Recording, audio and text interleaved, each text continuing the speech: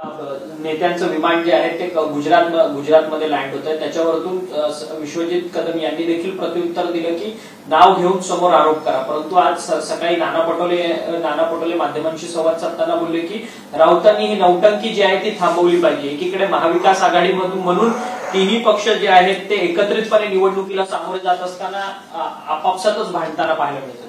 मग ते भांडण वगैरे काही नाहीये. सुस्पष्ट भूमिका दोन्ही नेत्यांनी मांडलेली आहे. त्याच्यावर फार काही हरकत घेण्याचं काही कारण नाही. आणि संजय राऊत साहेब हे सुद्धा बोललेले आज की संजय राऊत साहेब काँग्रेसच्या हायकमांडशी बोललेले आहे आणि आज उद्या या विषयाची क्लॅरिटी होईल. आपल्या या महाविकास आघाडीची जी अलायन्स आहे याच्यामध्ये सांगलीची जागा शिवसेनेनं उद्धवजींच्या नेतृत्वाखाली लढायचा निर्णय ऑलरेडी झालेला आहे.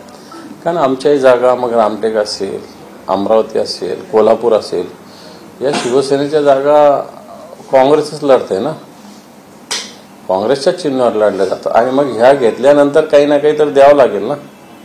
फक्त आमच्या स्टँडिंग जागाच द्यायच्या आणि दुसऱ्या काही लढायच्या नाही असं थोडी त्याच्यात होत असतं. त्यामुळे याच्यामध्ये वाटाघाटीतून सांगलीची जागा 100% शिवसेनेच्या बाजूची असेल. शिवसेना लढेल आणि काँग्रेस सुद्धा सोबत घेऊन शिवसेना ही जागा जिंकेल.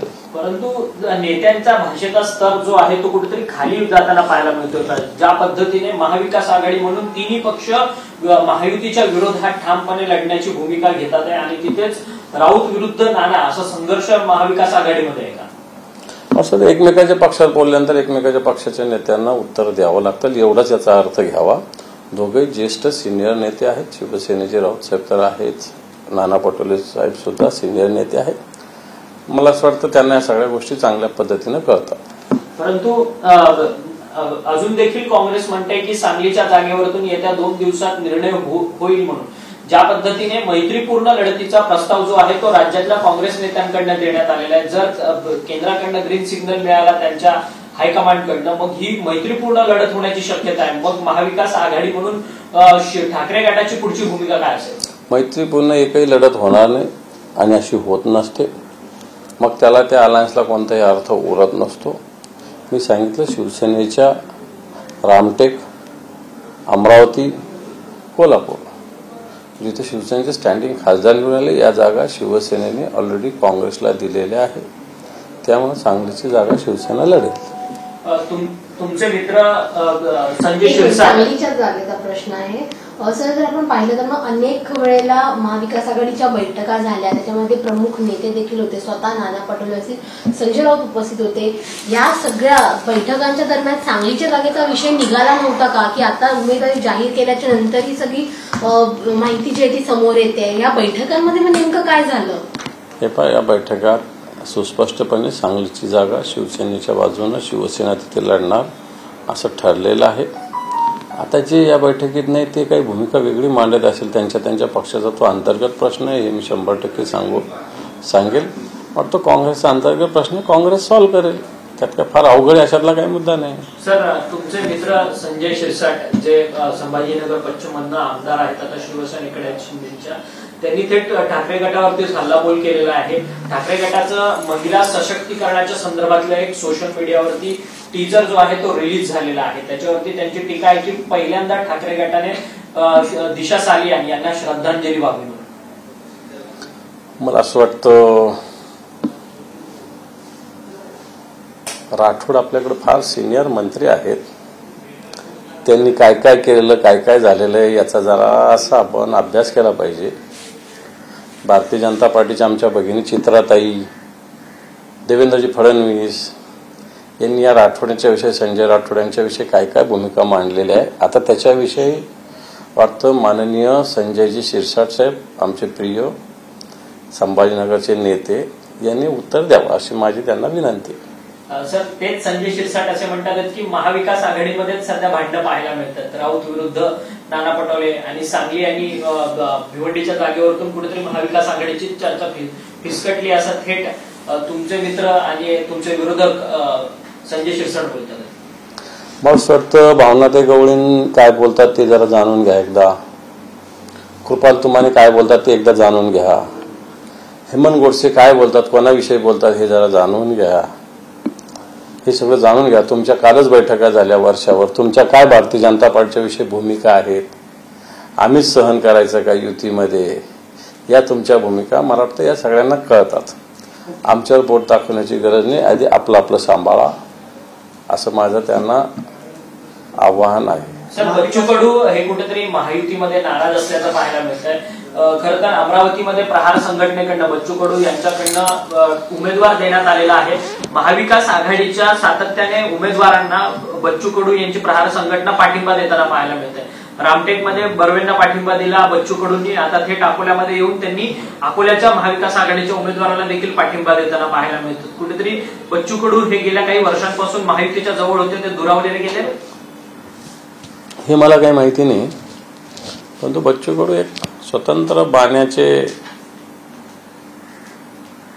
कार्यकर्तेच म्हणता येईल. त्यांना नेता म्हणता येईल, कारण काम करत असतात सर्वसामान्यांसाठी. आणि अशा काम करणाऱ्या कार्यकर्त्यांच्या काही भूमिका असतात आणि त्या भूमिकेशी ते मला असं वाटतं प्रामाणिक असतात.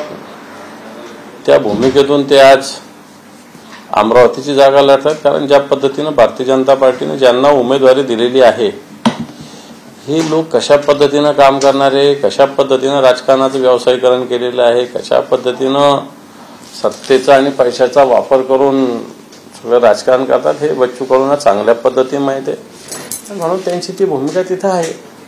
पण असं म्हणता येणार नाही की ते लगेच महायुतीपासून दूर झालेले, ते त्यांच्यासोबत आहे. सर, धाराशिवच्या उमेदवार, महायुतीच्या उमेदवार अर्चना पाटील, ज्या आता नुकत्याच राष्ट्रवादीमध्ये त्यांनी प्रवेश केलेला आहे, त्यांचा एक व्हिडिओ जो आहे तो सोशल मीडियावरती व्हायरल होताना पाहायला मिळतोय.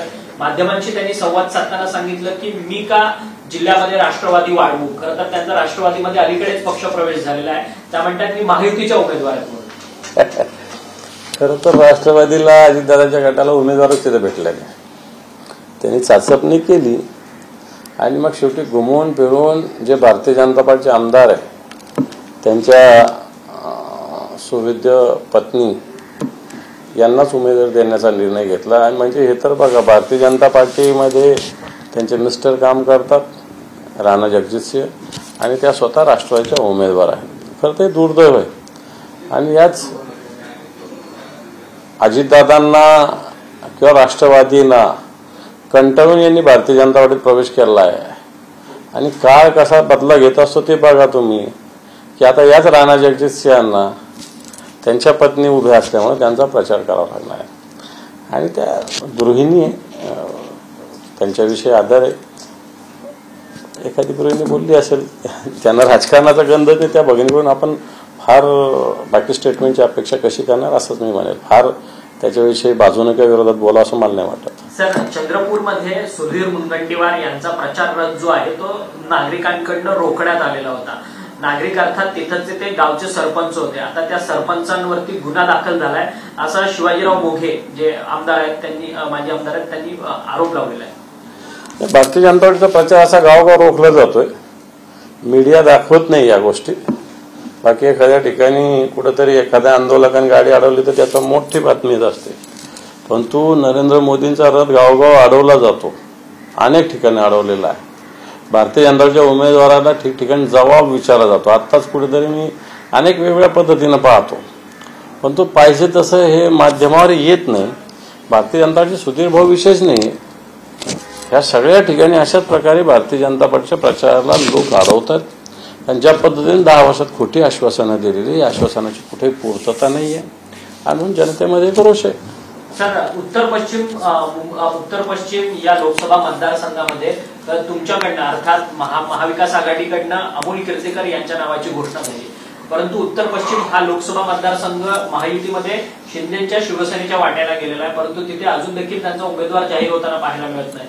तुमचे महाविकास आघाडीचे एकेकाळचे मित्र असलेले, तुमचे सहकारी असलेले संजय निरुपम यांनी काँग्रेसला राजीनामा दिला. आता ते शिंदे गटात त्यांचा प्रवेश होणार असल्याची चर्चा आहे. परंतु त्यांच्या शिंदे गटाच्या प्रवेशालाच मोहित कंबोज यांनी मनसेनं जो आहे तो विरोध केलेला असल्याचं पाहायला मिळतोय. मोहित कंबोज जे देवेंद्र फडणवीस यांच्या निकटवर्ती आहेत आणि भारतीय जनता पक्षाचे नेते, त्यांनी विरोध केलेला आहे. या गोष्टीकडे कसं पाहतात? ते शिंदेकडे जाऊन त्या उत्तर पश्चिम मतदारसंघाचे उमेदवार राहतील, त्यांना कचरा असं संबोधले संजय निरुपम.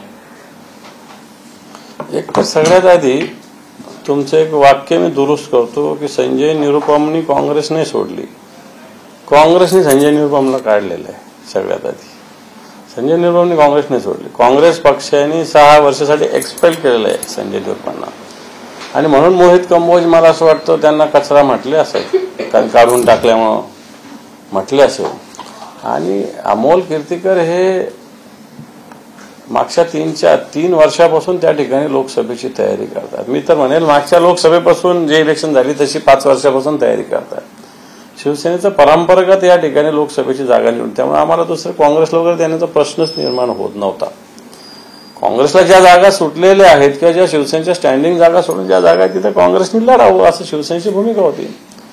आता जे कोण तुम्ही सांगतात निरुपम आले, मागे मी ऐकलं गोविंदाचा प्रवेश झाला. आता गोविंदाच्या विषयी तर रामभाऊ नाईकांनी प्रतिक्रिया दिली की मागच्या एका इलेक्शनला गोविंदांनी दाऊदचा पैसा वापरून इलेक्शन लढलेलं असं म्हटलेलं आहे. आता हे आले यांना मोहित कंबोज यांनी विरोध केलेला आहे.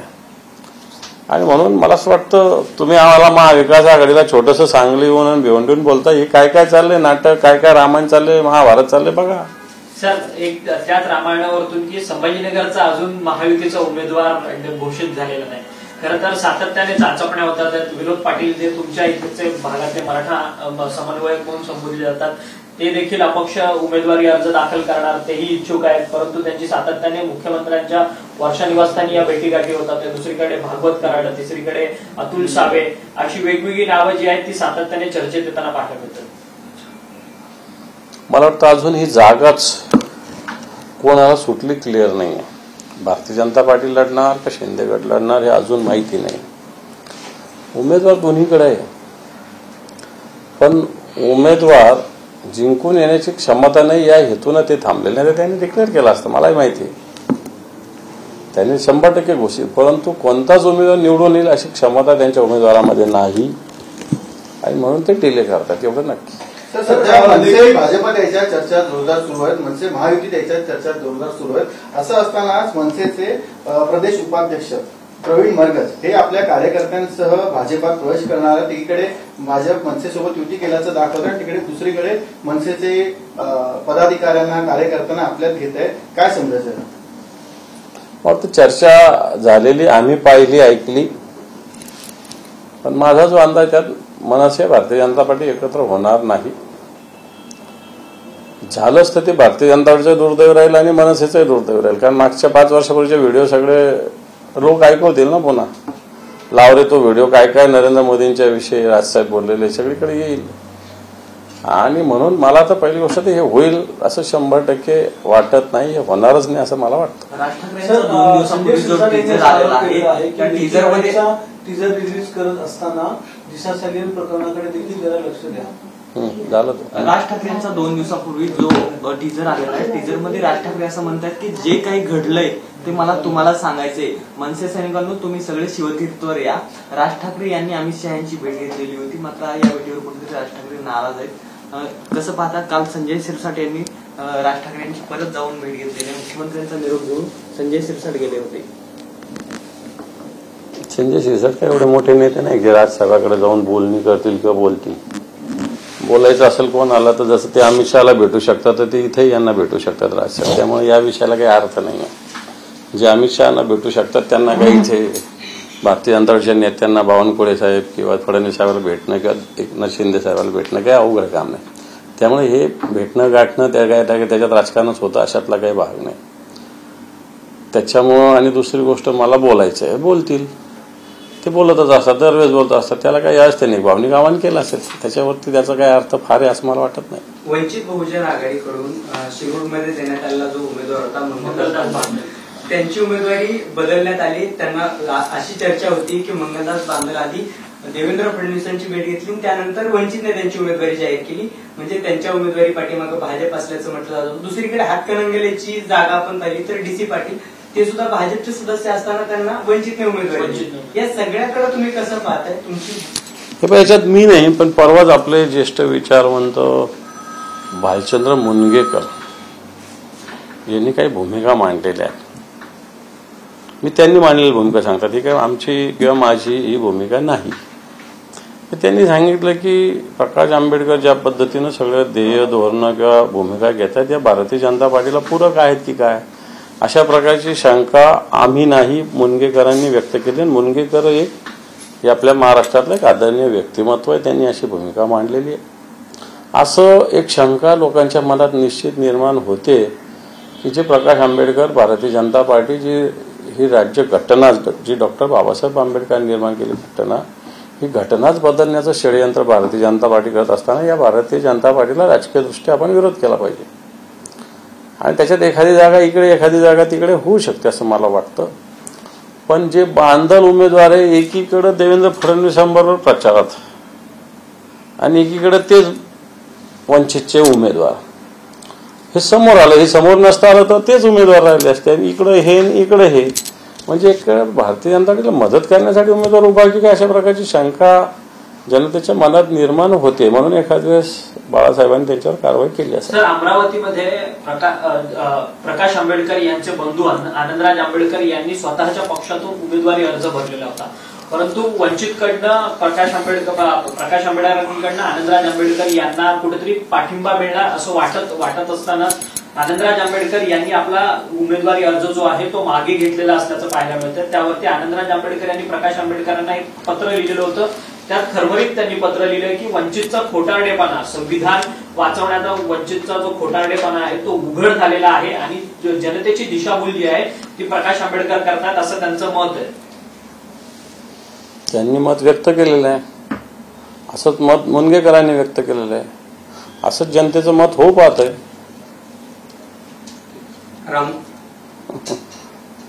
रामदास आठवले यांनी मटा कॅफेमध्ये बोलताना एक वाक्य स्पष्ट केलं, एक गोष्ट स्पष्ट केली. त्यामध्ये त्यांनी म्हटलं की राधाकृष्ण विखे पाटील यांनी रामदास आठवलेंच्या शिर्डीमधील उमेदवारीला पत्र लिहून विरोध केला असं त्यांनी मत व्यक्त केलंय. तर तुम्हाला काय वाटतं, रामदास आठवले महायुतीमध्ये असताना सुद्धा भाजपमधून अशा पद्धतीचा विरोध का होत असावा? हे पण ज्याच्या त्याच्या पक्षाची आपापली जागा असावी ही भूमिका असते. त्याला फार काही पत्र लिहिणं वगैरे काही फार मोठ्या गोष्टी नसतात. मला माझी जागा ही जागा मीच लढावी असं वाटणं आणि मी माझ्या पक्षप्रमुखाला पत्र लिहिणं किंवा माझ्या पक्षाला पत्र लिहिणं ज्याची त्याची भूमिका असते. याच्यात काही राजकीय विद्वेष एकमेकांचा असतो असं समजण्याचे काही कारण नसतं असं मला स्पष्ट वाटतं. याच्यात